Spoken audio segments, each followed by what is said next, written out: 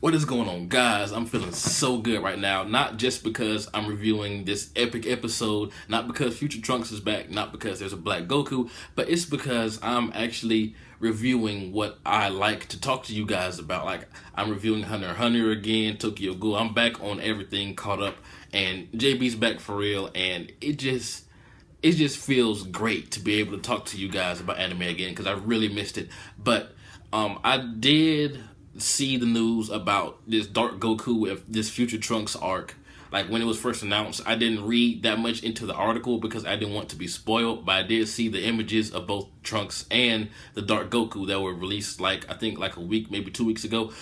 But I never got to talk to you guys about it. So first thing I want to address is Trunks' hair. It's obviously blue, and I have a theory about this. A lot of people are like ranting and raving that, you know, of course, Trunks' hair is really purple, and even in the flashback he had in this episode of his past self, or his present self going back in the past, anyway, he had purple hair then, so why is it blue now? I have a theory, but a lot of people are ranting and raving about this because, you know, of course, when you think of Trunks, you think of his signature purple hair.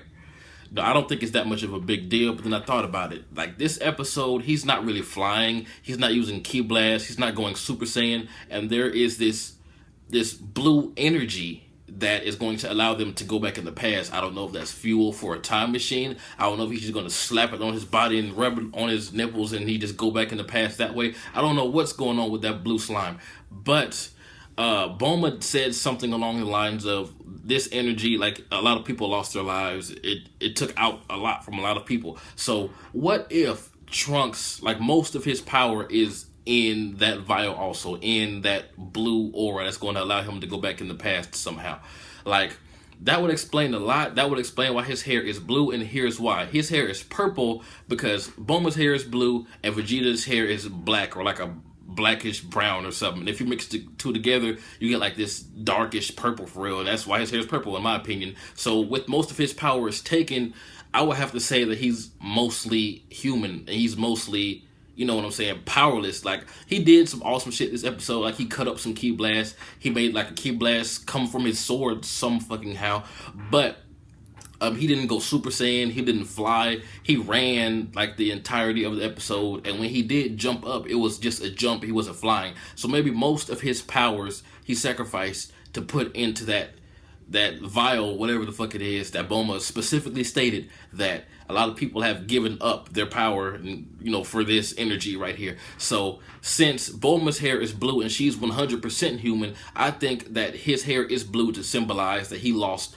most of his epic Saiyan power. Not all of it, obviously, because he did withstand that sword swing, and, you know, he jumped pretty fucking high. I still think he has some of his Saiyan powers, but I think most of his Saiyan power is gone, and he's like a badass human now. He's like a Krillin, if you will, but of course still more powerful than Krillin. He's just a badass human at this point. That's when I think his hair turned blue, when he became more human than Saiyan, if that makes any sense. It's a crazy theory, but that makes sense to me because Bulma's hair is blue, she's a human, she's his mother. And let me say that throughout Dragon Ball Super, Bulma has always been like the loud one. You know, she's always talking shit, even to the god Destruction. And just seeing her so calm and caring this episode really did something to me. Like, seeing her as like a really caring motherly figure. And then when she just disintegrated in Kuro Goku's hand, I was like, fuck. And then when Mai died, I was so surprised because I was thinking that Mai and Trunks were going to go back in the past.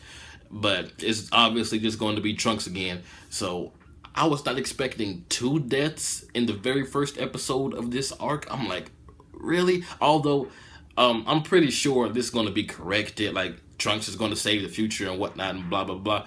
But just the fact that his mother died, Mai, who is probably his girlfriend by now, died like that. Like, Black Goku, I really want to know what's going on with him because he didn't even have to go Super Saiyan. He seems super powerful and super badass. And he has one earring. In the images shown of Black Goku, at first, you just saw that one side. So a lot of people assumed that he was like a fusion, like those were the Patara earrings, but he only has one. Whereas, you know, correct me if I'm wrong, like Patara fusions, like Vegito and, hold on, something popped up on my iPad. But yeah, like Vegito and the Kai, they have both earrings symbolizing both halves of the fusion. So maybe that earring is just there to be stylish. I don't think that has anything to do with fusion or anything like that. I think that's just a dope ass earring. So the question is Dark Goku the Goku we know turned dark somehow, or is it like the opposite of Goku somehow? Because it's obviously in the same universe as, you know, where our present Goku, you know, everyone is. So I don't know what's going on with that. But this episode was great. I enjoyed seeing Trunks run around hiding from Black Goku, and of course he was shadowed the entire episode, but we knew who it was, you know, thanks to spoilers in the interwebs or whatnot. I really wish I didn't know about this, because I think how he was shadowed throughout this entire episode, and then the reveal of his face at the end, that would have impacted me like a million times more if I did not know already what this arc was going to be about. That's why I'm trying to stay away from most articles now, because I feel like you know, reviewing is already taken out. I'm not going to say it's taken out the fun of watching anime, but I have like so many sources that I need to keep up with, and it kind of spoils me on some experiences like this per se. If I was just an anime only watcher, didn't give a fuck about, you know, say an island or any other website where there's a lot of info, I would have just been like, whoa, what the fuck? Did you guys see that? You know, there's a fucking evil Goku at the end of this episode. Like, I did not see that coming, blah, blah, blah. But I saw it was coming for like a week or two now. So, you know what I'm saying? I just kind of missed that aspect of anime when everything was just a secret and just surprising.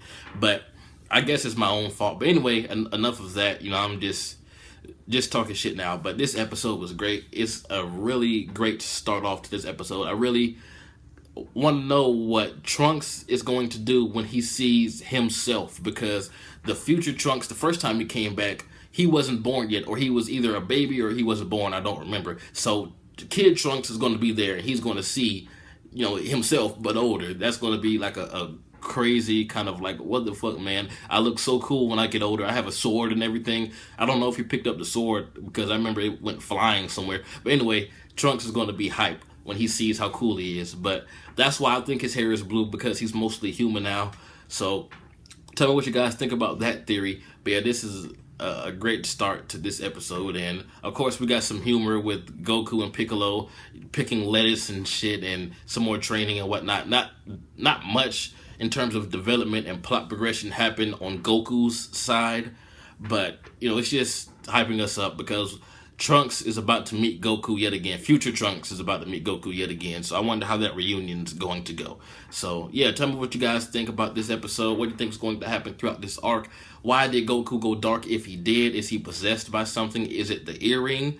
Do you think that that's not really Goku? Because how he said, like, you're about to take your last breath, Saiyan, like he's just talking down on the Saiyan race, like he's not really a Saiyan. Like, it's obviously Goku, so maybe it's something possessing Goku, similar to how Baby possessed Vegeta and GT. You know, I hate to bring up GT, but you know what I'm saying? It's the same concept that I'm thinking of. But tell me what you guys thought. This is jbDAuchiha. Like, comment, subscribe, and I'm out.